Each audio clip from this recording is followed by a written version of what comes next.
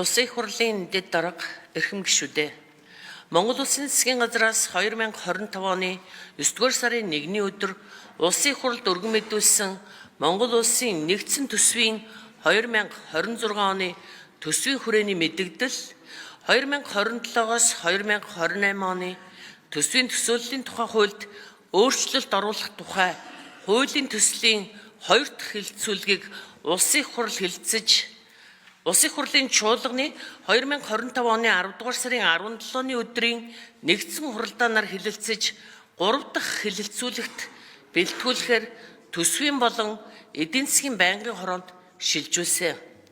Төсвийн болон эдийн засгийн байнгын хороо 2025 оны 10-р сарын 21-ний өдрийн хамтарсан хуралдаанаараа дээрх хуулийн төслийн 3 дахь хэлэлцүүлгийг хийж хуралдаанаараа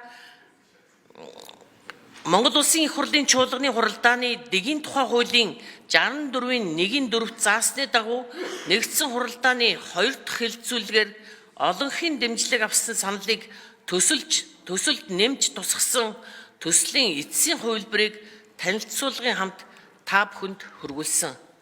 Байнгын хороодын хамтарсан хуралдаанаар дээрх хуулийн төслийн 3 дахь хэлэлцүүлгийг хийх үед Улсын их хурлын гишүүн Б. Уянга 2026 оны төсвийн хүрээний мэдэгдэлд тусгагдсан эдийн засгийн үндсэн үзүүлэлтүүд өөрчлөгдсөн байгааг тодруулж хэрэглээний үнийн өсөлтийн түвшин 7% байсныг 7.5% болгож өөрчлөгдсөн талаар болон ахмад насны тэтгэвэр, эмч, багш нарын цалинг нэмэгдүүлэхтэй холбоотойгоор төсвийн урсгал зардал өөрчлөгдсөн тохиолдолд төсвийн хүрээний мэдэгдлийн үзүүлэлтүүд дахин өөрчлөгдөх хэсэг.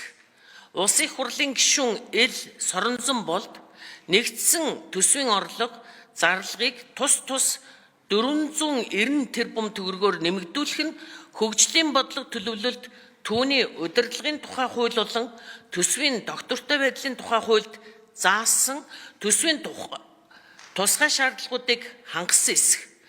Төсвийн доктортой байдлын зөвлөлийн дүгнэлттэй танилцж, энэ асуудлаар эргэн хэлэлцэх боломжтой эсэх талаар Улсын их хурлын гишүүн Б. Пунсалмаа инфляц 7.5% болж өссөнтэй холбоотойгоор Монгол банкнаас инфляцийг бууруулах талаар авч хэрэгжүүлэх арга хэмжээнүүдийн талаар мөн уул уурхайн чиглэлээр үйл ажиллагаа явуулж байгаа төрийн өмчит хуулийн этгээдүүдийн улсын төсөвт төвлөрүүлэх ногдол ашиг аж ахуйн нэгжийн орлогын албан татвар нэмэгдсэн өртгийн албан татварын талаар асуулт асууж хариулт авлаа.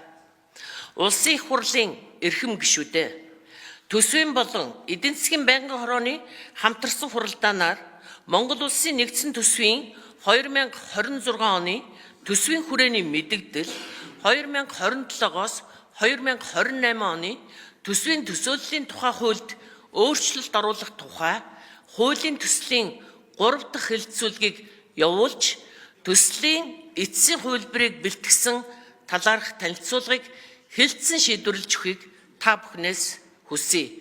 Анхаарал тавьсанд баярлалаа.